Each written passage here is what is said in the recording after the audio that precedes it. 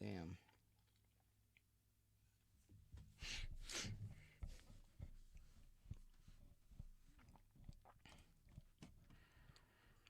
Hmm.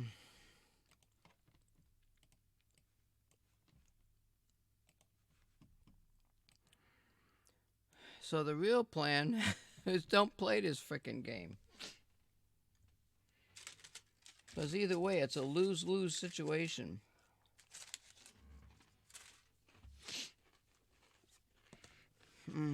It's on page 107.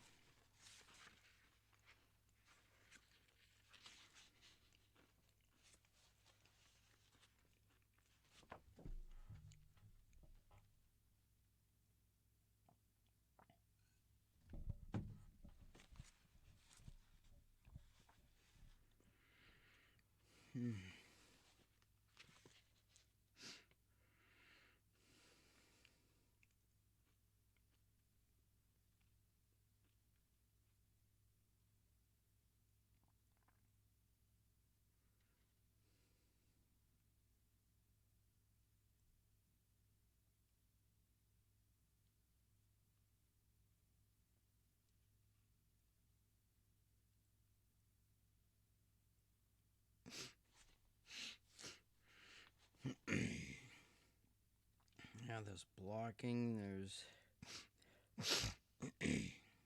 all kinds of crap in this game.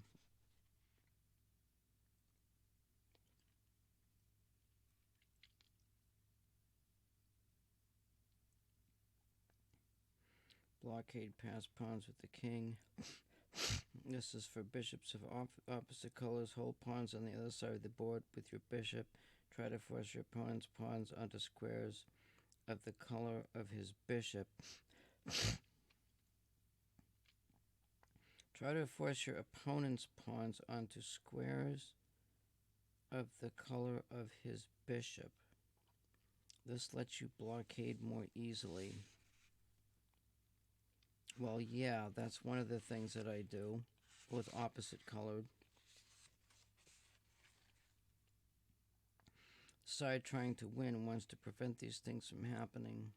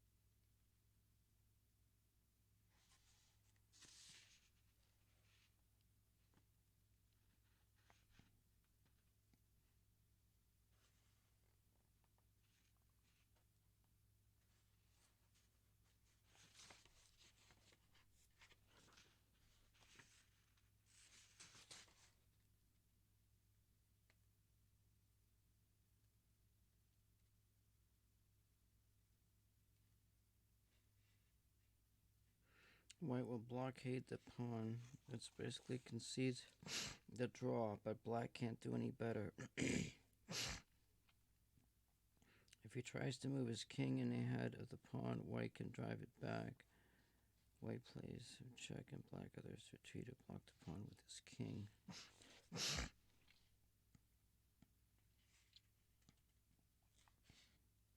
14. White's blockade is now secure.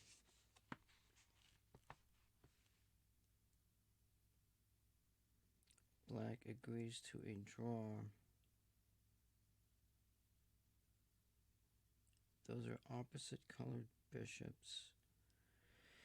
Which is really interesting because they have this set up such that black's pawns are all on the color of the dark bishop, and so are white's pawns. And that's not how I play my endgame. I play my endgame such that I want all of my opponent's pawns to be on the color of my bishop so that I can have chances to attack them. An advantage of 2 pawns is generally enough to win even with bishops of opposite colors. The process can be long, but the ideas are similar to those we've seen before. Strategy with a 2-pawn advantage. Bishops of opposite color. Move the king and bishop good position. Advance pawns to create either 2 connected pass pawns or 2 disconnected pass pawns, which I saw that earlier. If your opponent establishes blockade, look for a breakthrough. Move to crash in his position. That way it's done in practice.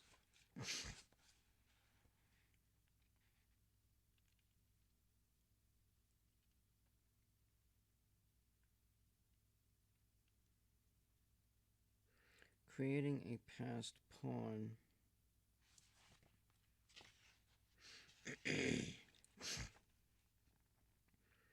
In bishops of opposite color endgames, the best place for the defending bishop is on a diagonal where it can thwart 2 threats at the same time. This gets a little bit involved, and it's more than what I really want to get into. It doesn't talk about winning with pawns of the opposite color.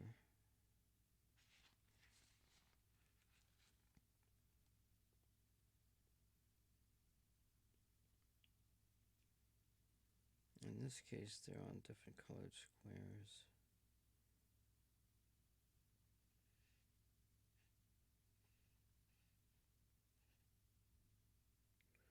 H4 to H5.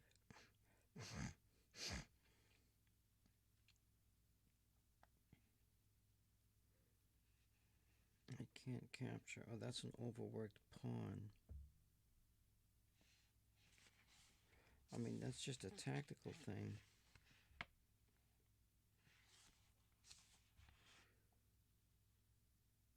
It talks a lot about blockades, which is draw.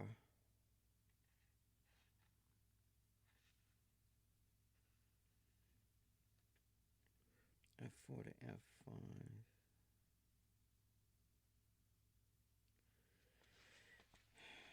The breakthrough moves, leaves black on plays your feet, captures the pawn while left pass pawn at G6 ready to advance.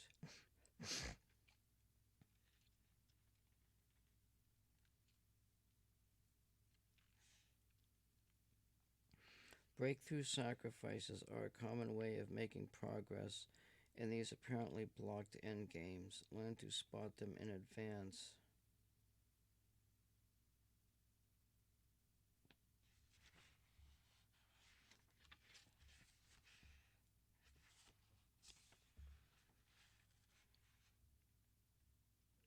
White controls the winning square, so the B pawn just marches through. Yeah, there's way too much stuff I want to get into. Bishop against knight, strength and weaknesses.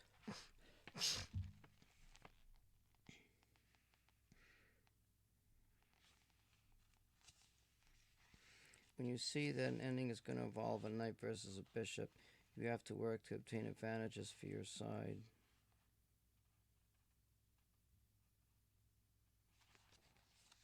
In favor of the knight, pawns on both sides of the board favors the long range powers of the bishop. So we mentioned that before. Pawns on one side of the board favors the knight.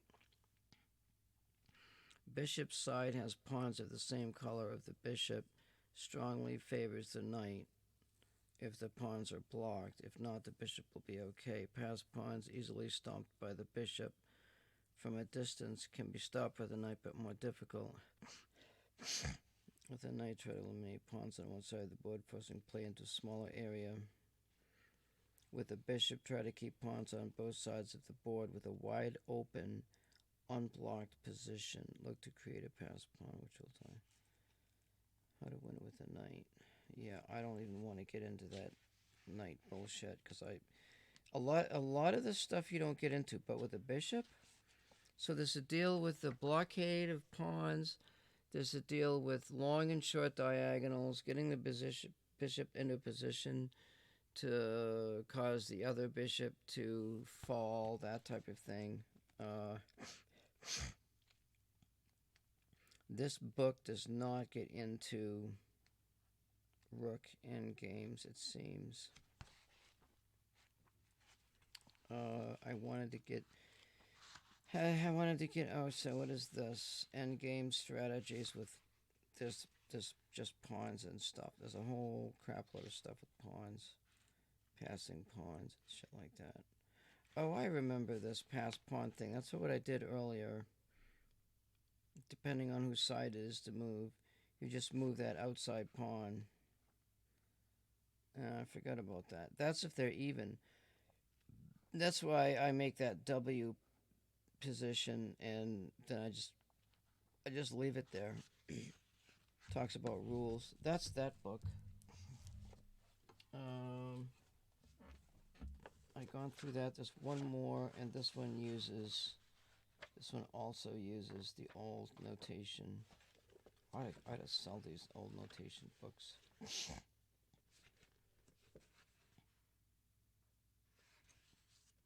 I want to see if I can find Lucina, page 211. Let's see if we can find another Lucina position. Black should pay. Where's that? Was that game 11?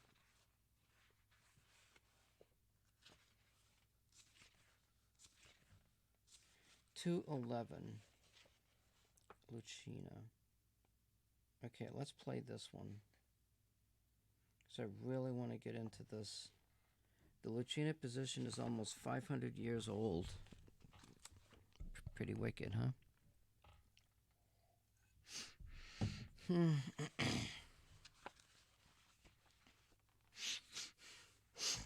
Alright, good. So we're going to do. Oh, I got to go make sure that I'm not streaming over here, which I don't think I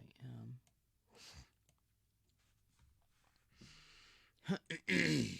Alright, so let's set this up again. This is a little bit more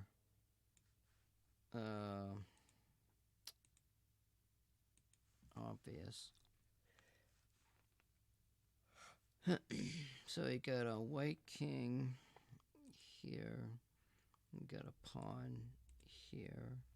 You got a black king on that square. I think this one's going to be more obvious. This is the old version, and I think I might be able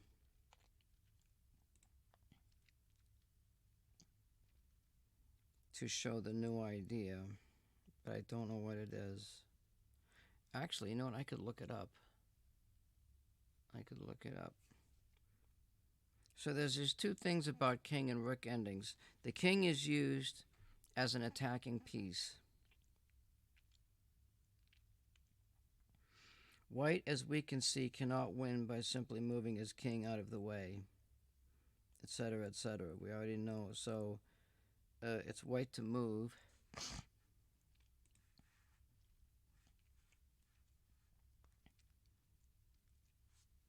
So white starts to build the bridge. Rook to queen, rook 1. So the queen is actually... Oh, now this might be the alternate. White to queen, rook 1. Intending to evict black's rook from the bishop file so that white's king may emerge without being annoyed. King to bishop 2.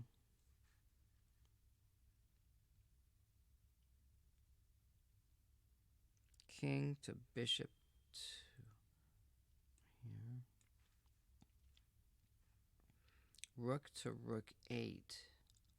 Well, that's interesting. This is the alternate method.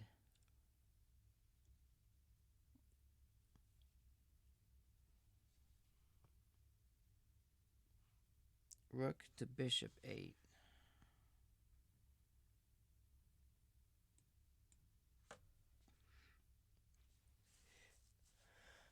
If king to king 3, king to king 8, pawn check, pawn to queen 4, and white still win. If king to king 3, king to king 8, king to king 3, king to king 8, how is that possible?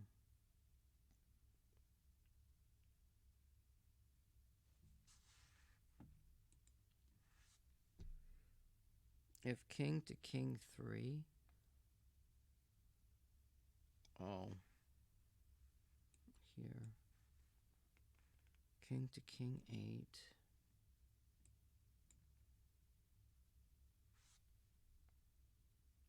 rook to king rook 7, rook to king rook 7,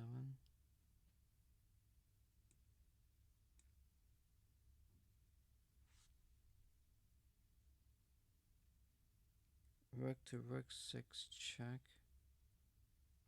The fuck? Why not just go get a queen?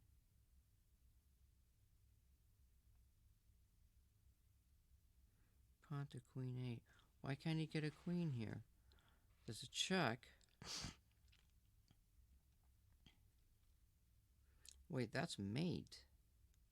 Oh, so he's setting up for mate. So he's got to do a check.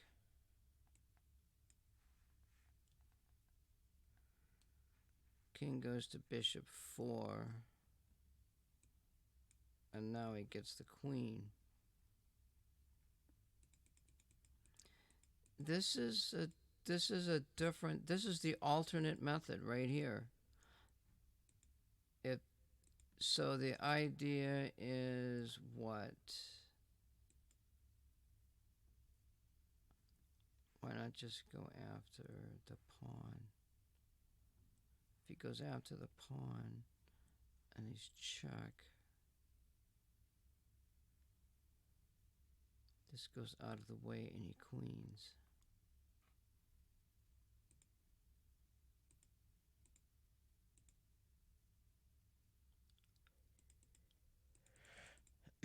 Okay, so in this one, he doesn't build a bridge. So instead of moving the rook, I believe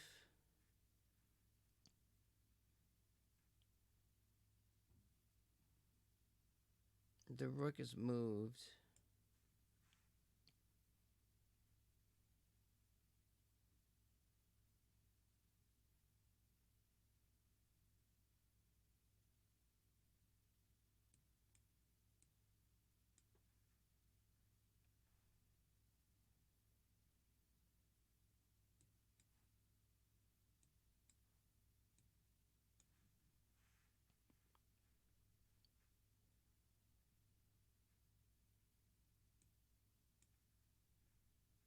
The rook is not up there, though.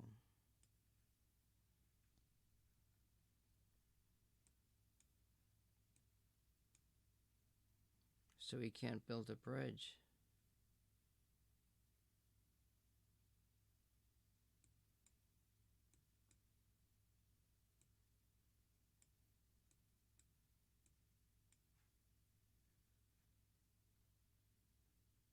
What if the king tries to prevent the bridge from being built?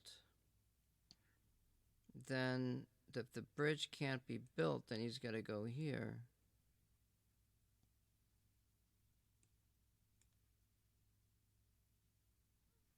Right. Let's go here. Check.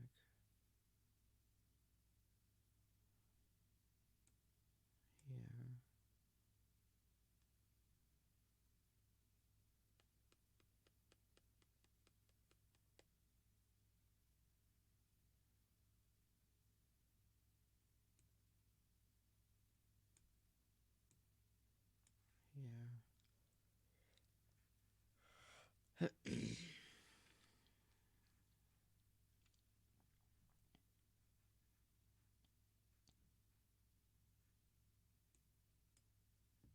Here. Here.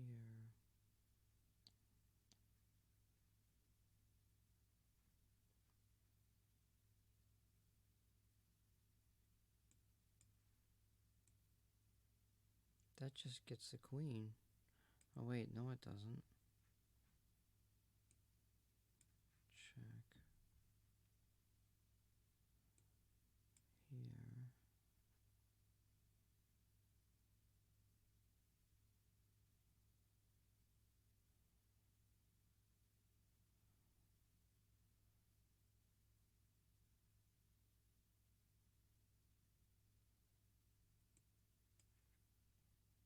The rook would have to move here.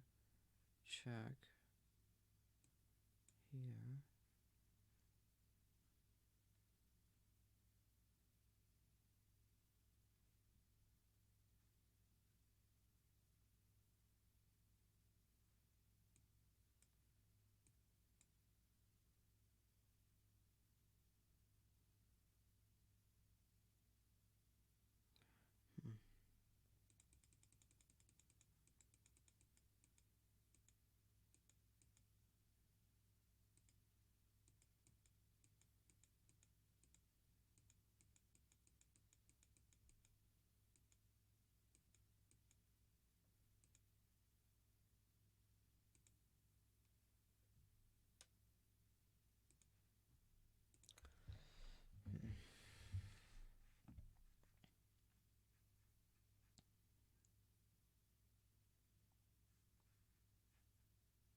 Well, maybe it's rook to f4.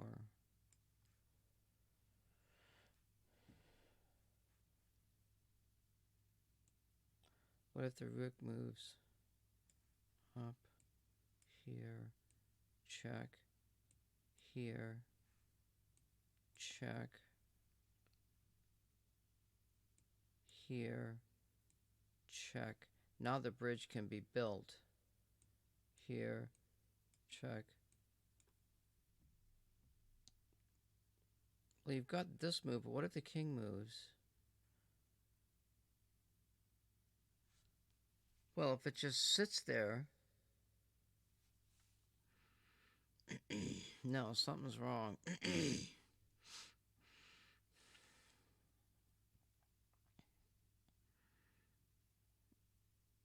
If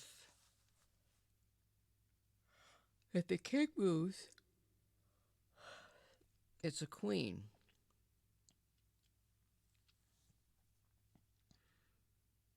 If rook captures, king moves, it's a queen.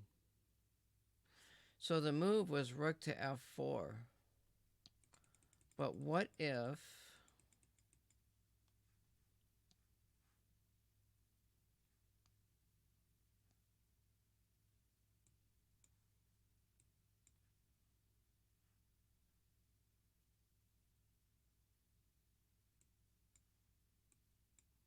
What if he can't play f4?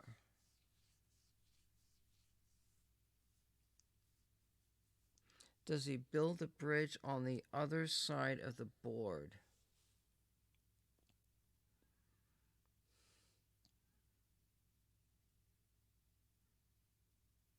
Where were those moves? So it said rook to queen, rook 1.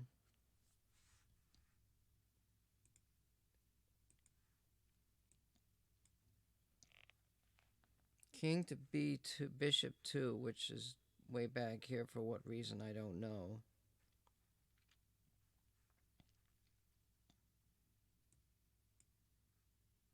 Well, that kind of puts him in the same spot. Rook to rook 8. Rook to bishop 8.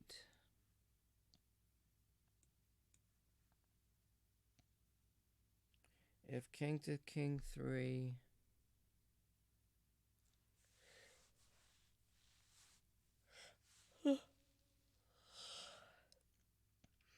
King to king 8.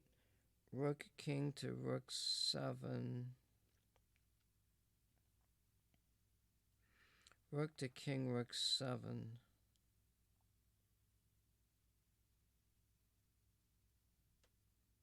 That's black.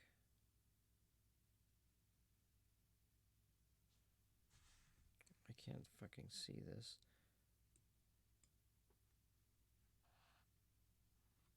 Rook to bishop 8. King to king 3.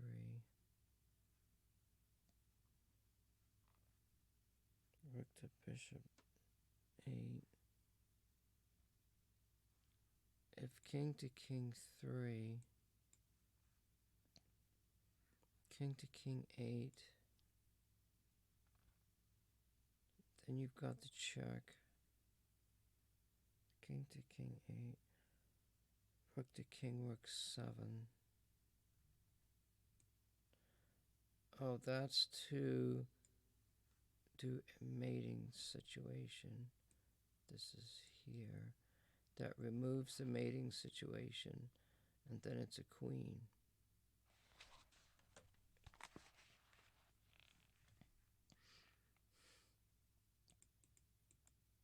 This is the alternate method from the Lucena position, and that's if that king moves up.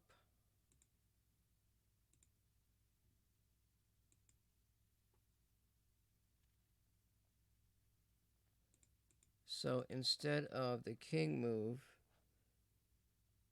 we play rook to bishop 8,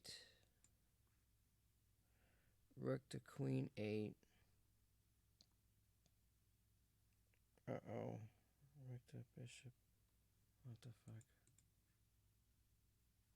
Rook to rook to rook 8, rook to bishop 8.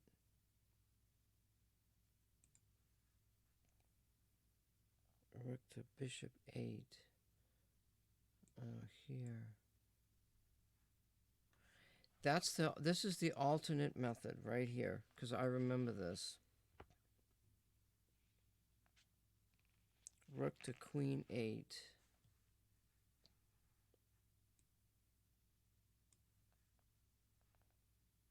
King to bishop 7. In front of the rook, no less. Rook to bishop 8, check. King to knight 6. Rook to knight 8, check. King to bishop 5. White zigzags down the board until black runs out of checks. Then queens his pawn and wins. The second method, beginning with the position in this diagram, is to queen the pawn by building the protecting bridge.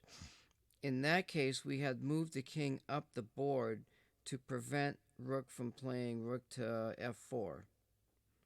And that's building the bridge. So this book here, by Erning Chernov, had the alternate method.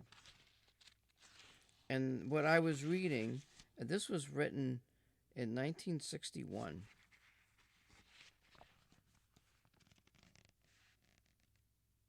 And they're saying the alternate method is just to go there. It's better than building the bridge. So no matter what you do. Let's say if no.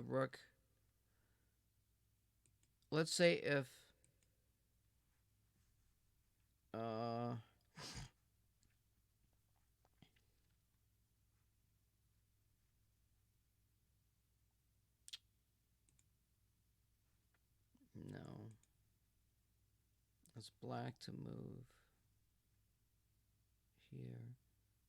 So let's say if black does, it's white to move.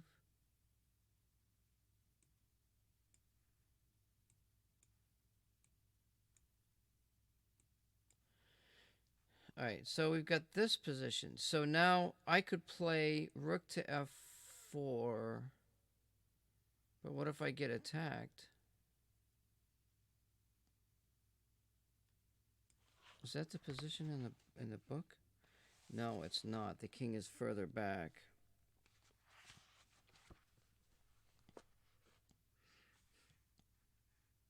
What if I played this move, this move, this move? And then we've got the same series. This move, this move. The mating threat. There's no mating threat. There would be if I moved that king.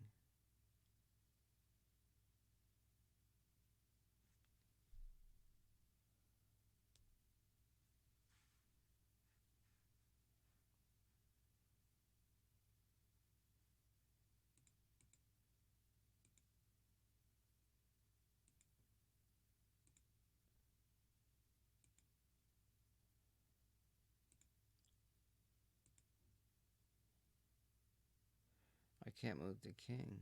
What am I supposed to do? Go here?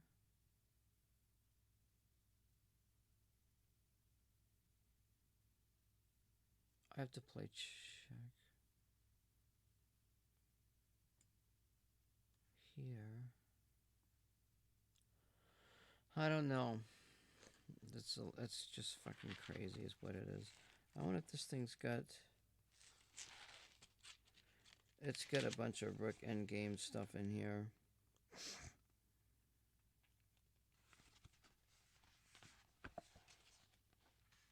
Lucina. Tarash. The king was a check. Percent check. The queen of pawn wins for white. Mike cannot save his pawn.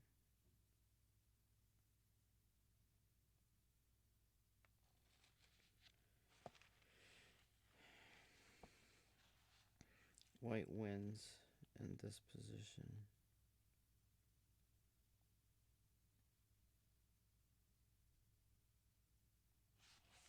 I don't really like to look at Rook endgames. What the hell time is it? 2?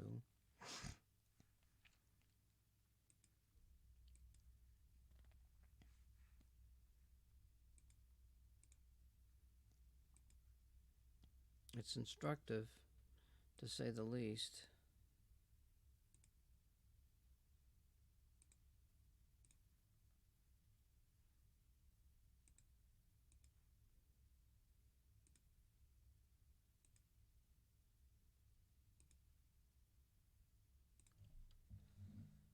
Well, it must be white to move, huh?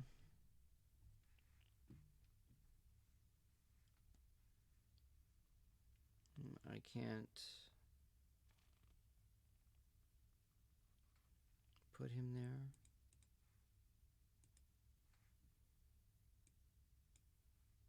Alright, so we have this. The king who is in check must find a means of evading the persistent checks. Again, that's either attacking the rook consistently or doing whatever. And the rook is in a good spot. White goes king to king 6 here. Rook to rook 3 check.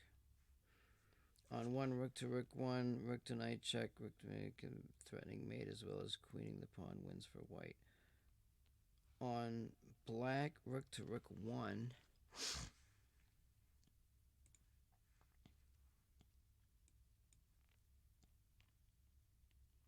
Rook to knight 1 check. Because there's a blockade that's pushing the king back. King to rook 2. King to bishop 7. So that's using the king as an attacking piece again. It's good stuff.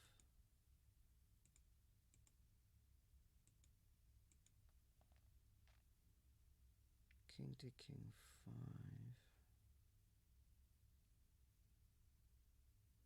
That's king to rook 3 check.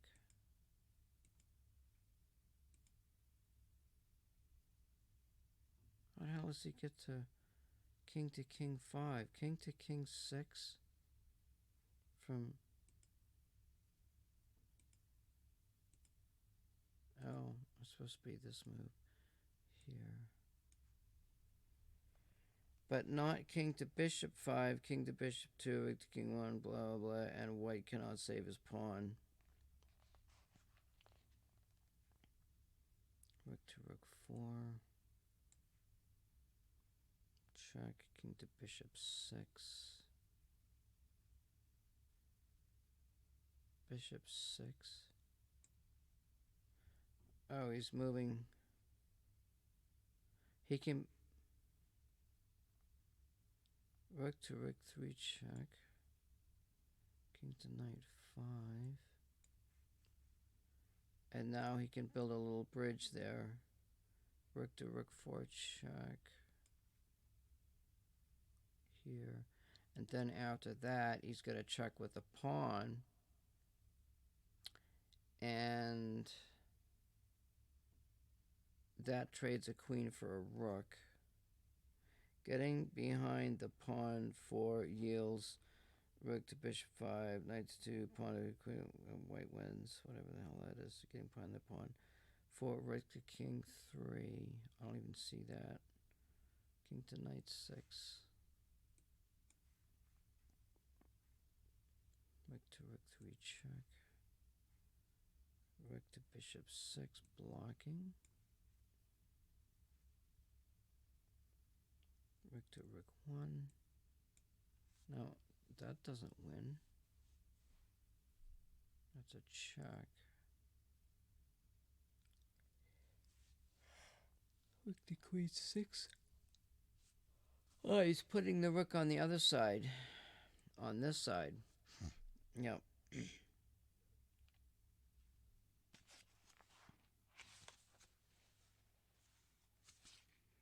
That's some basic stuff with the rook and the pawn, getting the rook in front of that pawn with a diagonal, blocking the rook with rook checks. These are all pretty simple.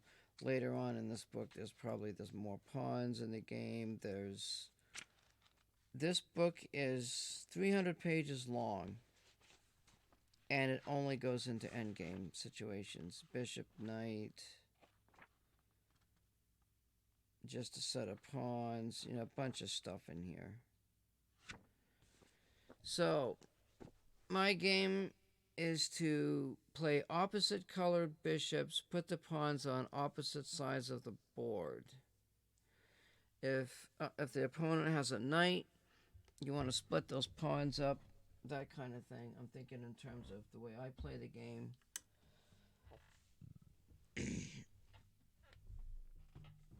And avoid your opponent blocking is all I can think of. So I learned some stuff about blockades, what the opponent can do with the blockades. We learned a little bit about the Lucina position. I think there's another rook position. I don't remember what it is. So that gets me a little further into trying to figure some stuff out with this stupid ass game. But basically, yeah, it's crazy. I wouldn't bother playing it. Then you play in a quick chess game. What if your mouse slips, you lose?